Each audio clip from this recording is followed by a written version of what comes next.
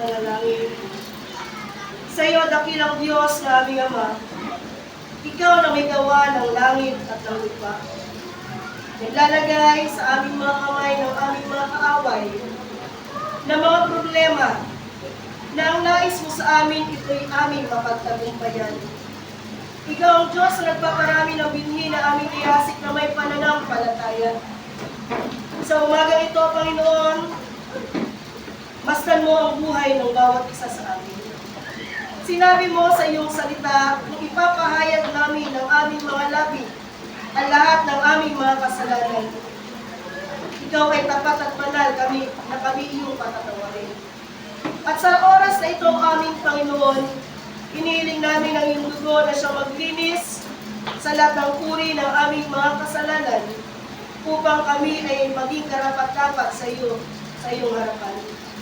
Kaya aming Ama, maraming salamat sa dugo na tumulo sa krus ng Kalbaryo at naranasan namin ang kapatawaran sa lahat ng aming mga kasalanan. At ngayon muli, masdan mo ang buhay ng bawat isa sa amin. Simula sa maliit na bata hanggang sa matanda. Panginoon, patuloy na ibinibisit namin sa pangalan ng aming Panginoong Yesus, ibinibisit namin sa aming ulunan hanggang aming talampakan makapitong beses. Ang iyong banal na dugo ang siyang mag-ingat sa lugar na ito at sa buhay ng bawat isa sa amin. Maraming salamat o aming Panginoon. At ngayon, habang kami ay nananatili sa lugar na ito, ang Panginoon, ang iyong presensya ang patuloy na aming hinihiling sa oras na ito. Samahan mo kami hanggang sa simula, hanggang sa matapos ang gawain ito. Ang iyong presensya ang kailangan namin sa oras na ito, o aming Panginoon. At ngayon, sa oras na ito, ang bawat isa sa amin, alam mo ang naisin ng puso ng bawat isa.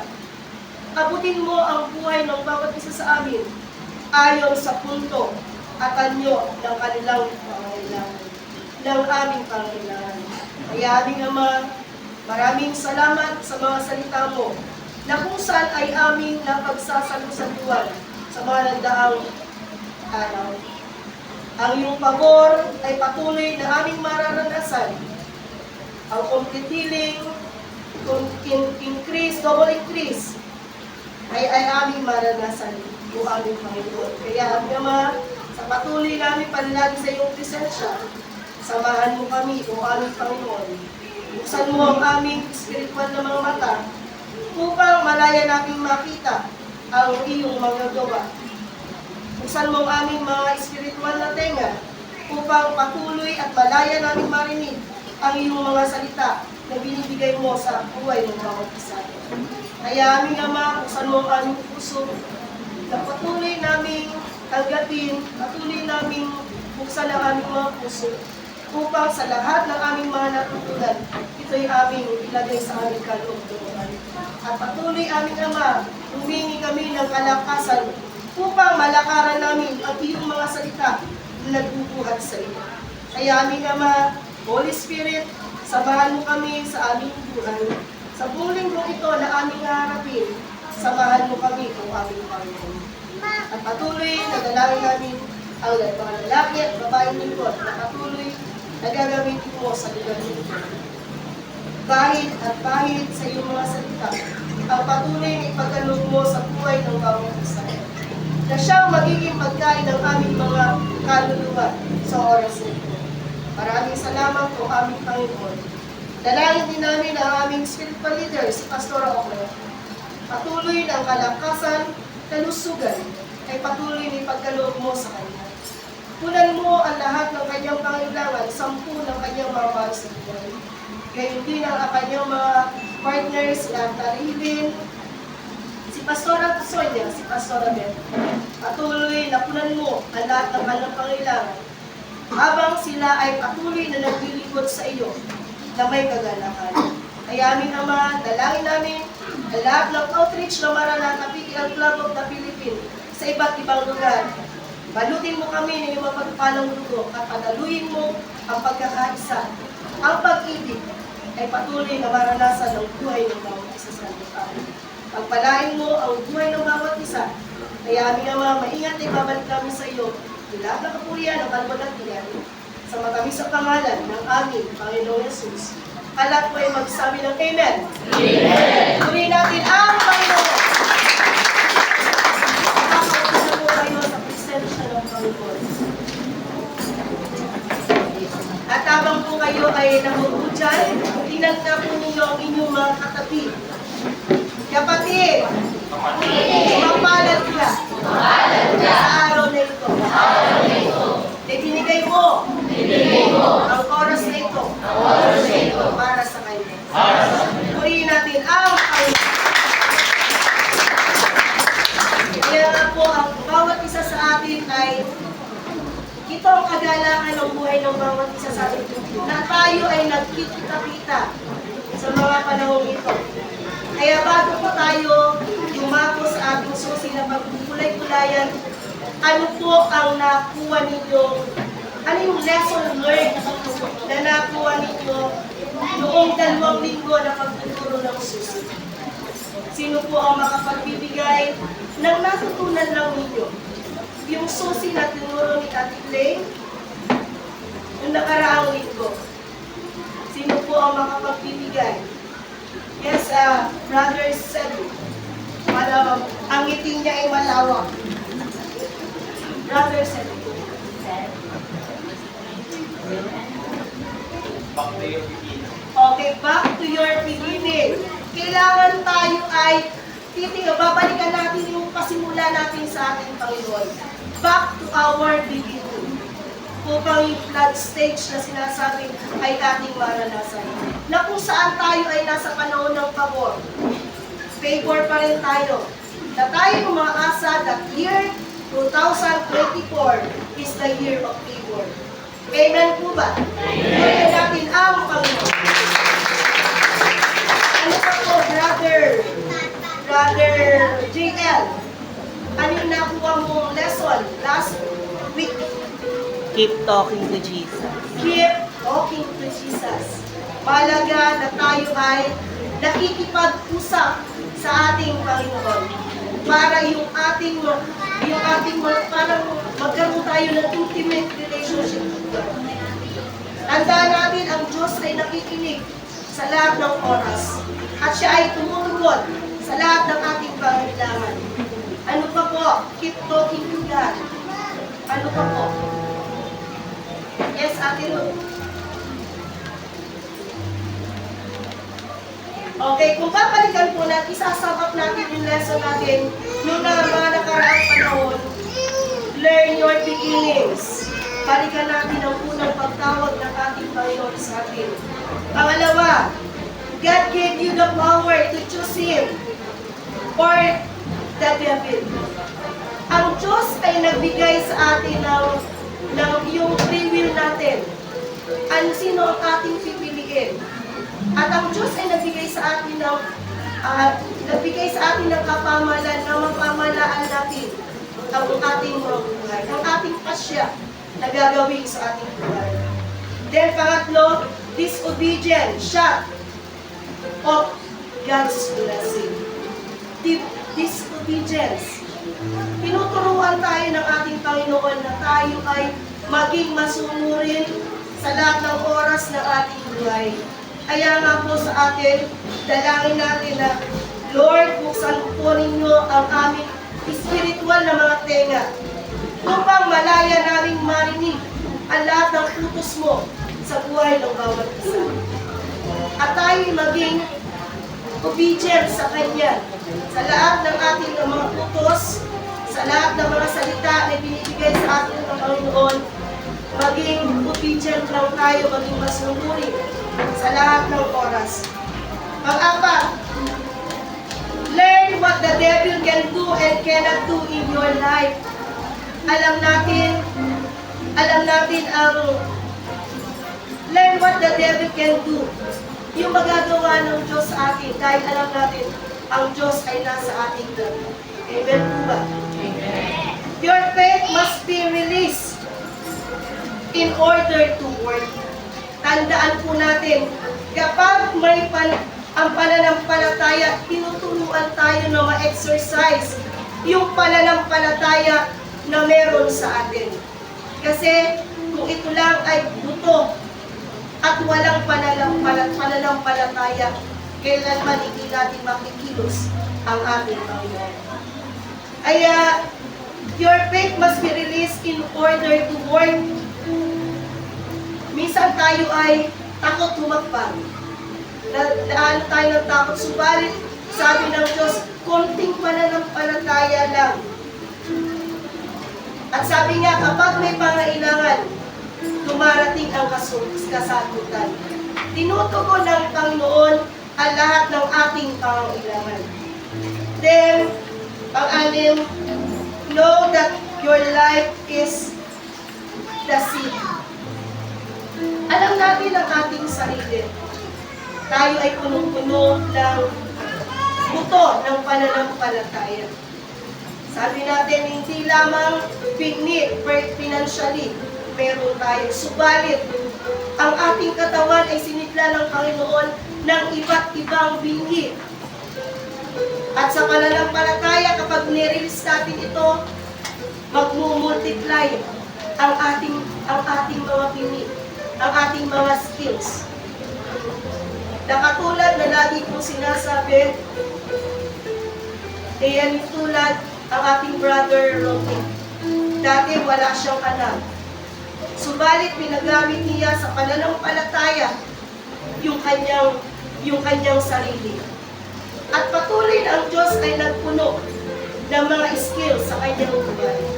Kaya ngayon, ang ating brother ay hindi na natitigil. Lagi siyang may gawa. Hindi na namin siya mahangin lang. Sa dami ng kontrata na kanyang nakaline out sa kanya. Kaya, ang Diyos ang nagbibigay sa atin ng mga kaloob. Ipagamit lamang natin. Kapag inirelease natin sa pananampalataya ang ating buhay, ang Diyos ang magmumultiply ng mga skills na nais na ibigay sa atin ng Panginoon Jesus. Kaya nga po sa oras na ito, ang pag-aaralan po natin ngayon, the principle of the seed. Ano ba ang prinsipyo ng bini or ng buto? Tandaan natin ang kahalagahan ng buto ng bini sa ating buhay.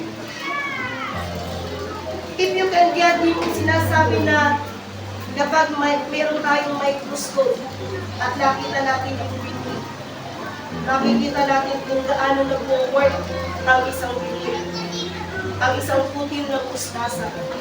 Kapag ating inobserba ito, makikita natin ang bini. Sa bini ay may buhay. Sa bini ay may buhay. You will see God in the seed. Makikita natin ang Diyos ang kikilos sa mga bini na ating pinakakawalan sa pananampalataya. You will see God in the seed because it's alive. Ang bini ay may buhay. Unless na ang bini ay hindi mo tanim.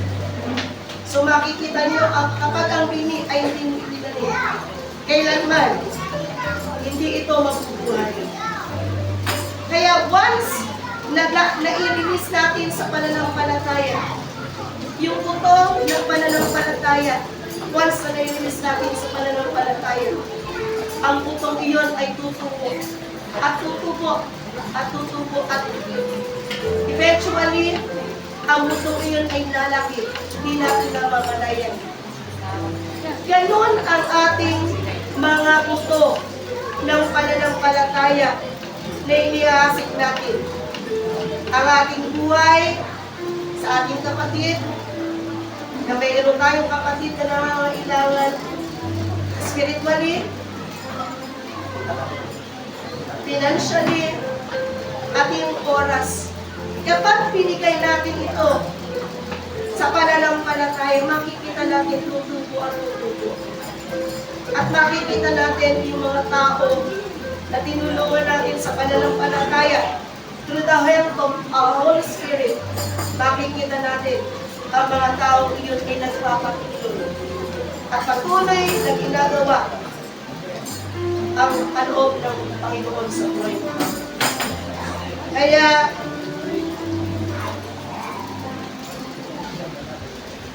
it will be moving.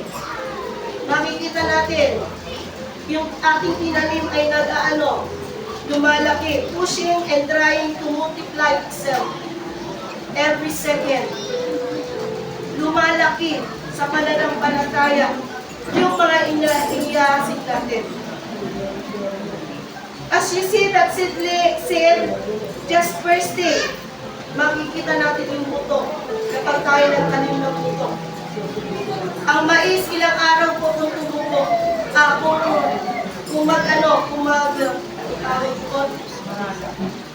yung pag tumubo ay yung ilang araw po. 3 araw. Sinisibulan na pag nagtanim ka ng mais, sisibulan na yon in 3 days. Meron na tawag doon ay nangangarayon na. Nakakita na po ba kayo mga kabataan? Nakakita na ba kayo yung nangangarayon na? Masarap makakita ng mga gano'n. Hindi nyo naranasan magtanim, hindi nyo naranasan magbukal, kaya alam nyo ba, napakasarap makita pagka nagtanim ka, tumutubo ba ka? Amen po ba? Masarap makita mo yung tinanim mo ay tumutubo na. Tayo nalulungkot kapag tayo nagtatanim sa natural, hindi tumutubo. Yung may tanim na hindi talaga tutubo kasi yung tanim mo ay ulog pa na. So may mga ganung cases. Subalit, kapag tayo ay nagtanim sa pananampalataya, makikita natin ganun ang kalalaman. Maging sa natural, nakikita natin, hindi natin sa pananampalataya, yung kapatiran natin na nagpapatuloy. Ganun tayo nagagalak na makita natin ang ating mga kapatiran narito sa oras na ito. Kaya tingnan niyo po niyo yung katabi. Tingnan niyo ang kanilang mga mukha. Masaya ba? Amen. Kapatid, magpakasaya ka. Sa presensya ng Panginoon. Purihin natin ang Panginoon.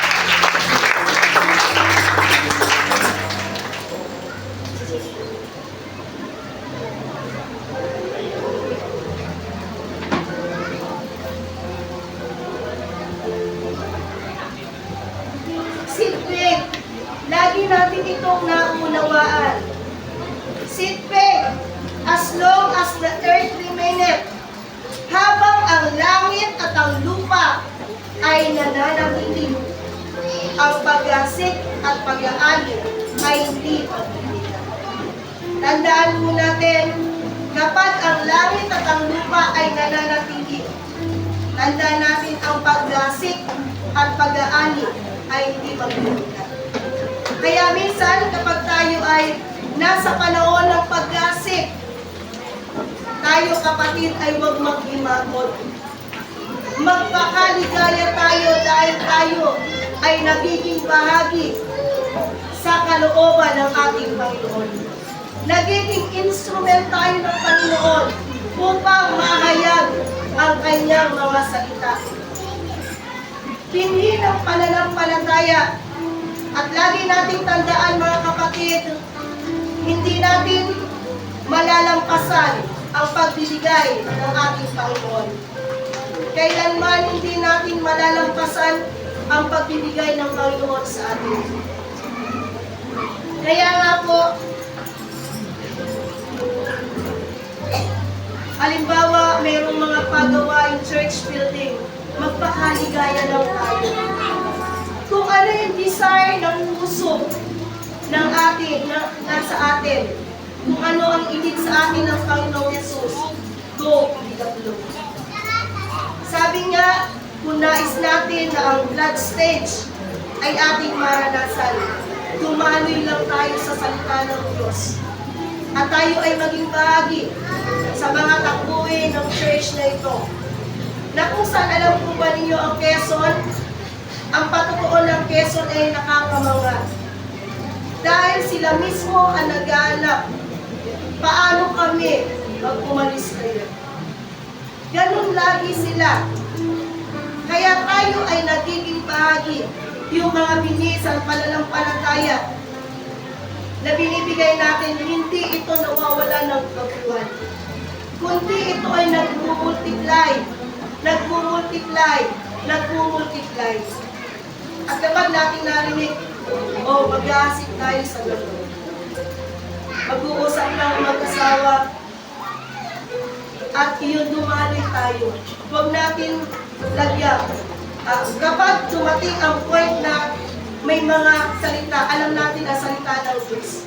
Pawang mabuting salita. Kapag nakikita, nararamdaman natin na ito ay parang may doubt.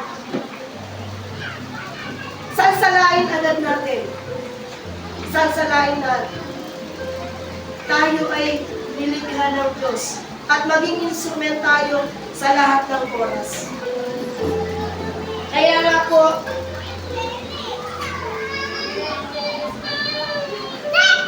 yung pledge stage sa kanyang buhay, matapos siyang sumunod sa ating Panginoon. Si Noah, alam po ba nyo, binulay-bulay ko siya. Si Noah ay naging masunurin sa ating Panginoon Jesus. Lahat ng detalye na nais ng Panginoon, sinunod niya. Magtayo ka ng daong sa bundok. Ganto kalapad, ganto kahaba. Sinunod niya every details. Yung direction ng Panginoon na nais ng Panginoon na gawin ni Noah yung daong. Sinunod niya. At matapos niyang gawin yun, naranasan nila na kung saan sila ay kinawid ng Panginoon sa mga bagyo sa buhay na dumarating sa kanila. Kaya ako, sabi nga, tayo ay maging masunurin. Kapag tayo ay nakarinig ng salita ng Diyos, sundin lang natin. Taas nga po ang kamay noong nakaranas na nagputos ang Diyos sa inyong buhay. Taas nga po ninyo. Alam ko, maraming karanasan kayo. Taas nga po ninyo ang kamay. Sino nakaranas na pinutusan ng Panginoon at sinunod? Taas nga po. Sino po nakaranas na? Si Kuya JR. Sakto ang Diyos, Kuya JR, di ba? Sakto ang Diyos sa buhay ng kanyang anak. Sa pagbubuto sa kanya, sa kay Kuya JR, nakita natin ang mga buwan. Sa panahon na si Ate Net, pinutusan siya ng Panginoon, hindi naging huli, kundi sakto sa pangailangan. Kaya kung masasabi, alam po ba inyo, naranasan ko ito sa aking kapatid at uulit-ulit ito. Yung tinig na kapag inutusan ka ng Panginoon, hindi pwedeng hindi mo sundin. Every little, punta ka sa iyong kapatid. Ibahit mo ang awit 91, tumalangin kayo. At kahit po alas 9, alam ko maagat matulog ang aking kapatid nito. Tumuktok ako doon sa likuran ng kanilang dahil bintana po yung second floor nila. Mataas yung bahagi. Doon ko naranasan na kapag nagtutos ang Panginoon, ay kailangan nating sundin ng mabilisan. We need to redeem the time. Sabihin nga ninyo, redeem. Redeem the time. Sa panahon ngayon, naghahabol na tayo sa panahon dahil alam natin ang Diyos ay malapit lang dumating.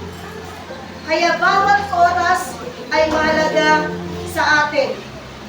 Kaya, nung utos na yon, alam po ba nyo, pagkatapos na nasunod ko ang utos na yon, alam po ba nyo, napakasarap ng pakiramdam kapag ang utos ng Panginoon ay ating sinunod. At marami alam po sa inyo ang nakaranas noon na sumunod kayo sa tinig ng Diyos, pero hindi nyo alam na yun na pala ang tinig ng Diyos. Yun na pala ang utos ng Diyos na nais nyo gawin sa inyong buhay. Kaya tayo po, church, sabi nga, patuloy tayong dumalangin na patuloy mabuksan ang ating espiritual na mga tenga upang sa bawat utos ng Panginoon sa atin ay patuloy na malaya nating marinig na ito ay utos ng ating Panginoon. Kaya, katulad ni Noah, naranasan niya ang pagsunod, ang utos ng Diyos sa kanyang buhay. Will there be a flood to destroy the earth? Yun ang laging tanong. Subalit, sa kanyang pagsunod, naranasan ng Noah ito, na kung saan ay siya'y maligtas at yung pagpapala ng Diyos ay sumunod sa kanilang mga buhay. Buksan po natin sa Matthew 17, verse 20. At sabay-sabay po natin basahin. Chapter 17, verse 20. At sinabi niya sa kanila, sabay-sabay po tayo, at sinabi niya sa kanila, sa kapulutan ng inyong pananampalataya, kung magkaroon kayo ng pananampalataya na kasi nakikinig ng hindi ng mustasa, ay nasasabi niyo sa buong ito, lumipat ang dito ang Panginoon, at ito'y lilipat sa inyong ipinapanghiran.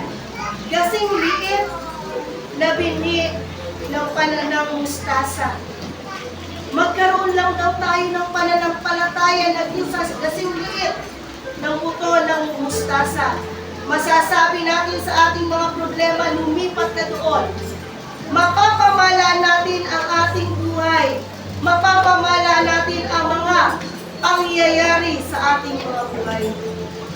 Kaya nga po bilang tayo ay mga anak ng Diyos, inilagay sa ating mga kamay ang lahat ng kapamalaan upang mapamalaan natin ang gawa ng Diablo sa ating mga buhay.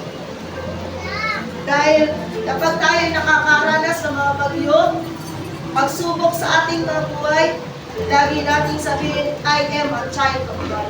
Sabihin nga po ninyo, I am a child of God. I am a child of God. I belong to God. I belong to I God. belong to Jesus. I belong to Jesus. Devil, Devil, you can help me.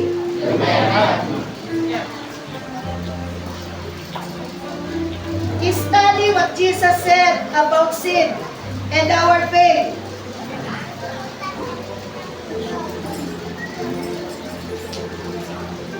It is no accident that Jesus spoke of faith in terms of sin, na kung saan laging inuulit-ulit. Marinig natin, laging inuulit yung pananampalataya. Yung pananampalataya na nais i-build up sa atin ng ating Panginoong Jesus. Which is to be planted. Yung pananampalataya na nais dapat nating mayasik sa pananampalataya. Tayo bilang tao, laging may takot. Sa natural, laging may takot. Subalit sabi ng Panginoong Jesus, kahit nasiliit ang pananampalataya, mapapamala natin ang mga pangyayari sa ating buhay. Even if it is the smallest sin in the world. One of the most powerful and effective things I ever learned is our faith has to be released in the same way. A seed has to be released by the farmer.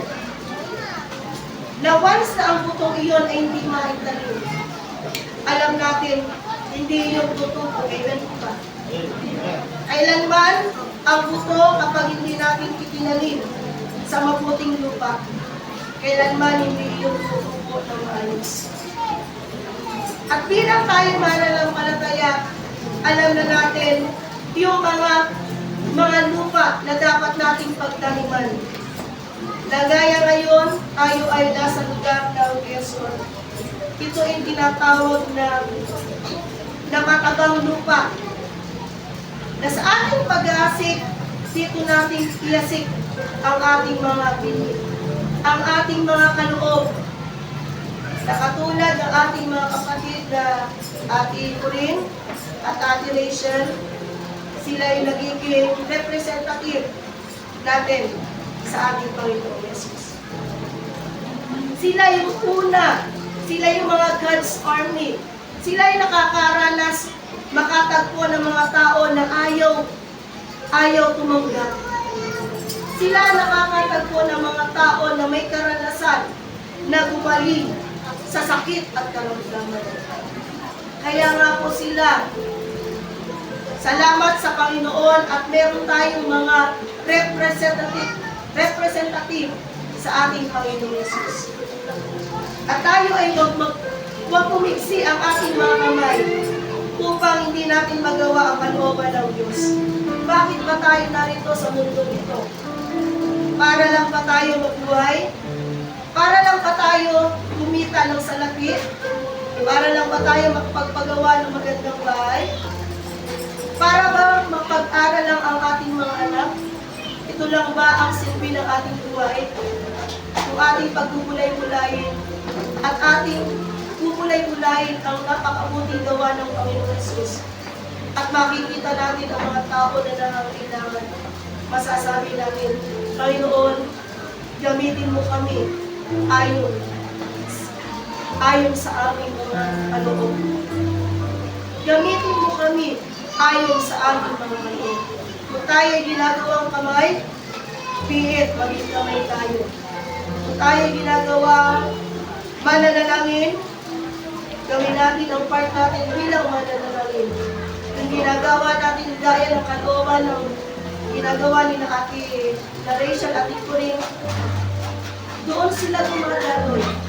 Kaya nga mga kapatid, sa bawat mga pagdako nila roon, maging bukas sa ating kamay. At sa ating mga inasik, lagi natin tandaan, ito ay para sa Panginoon Jesus. Hindi tayo titingin sa tao, dahil ito ay ginagawa natin sa pananampalataya na magawa ang kalooban ng Panginoon sa lahat ng lugar na nais niya na tayo ay mabuo. Kaya purihin po natin ang Panginoon.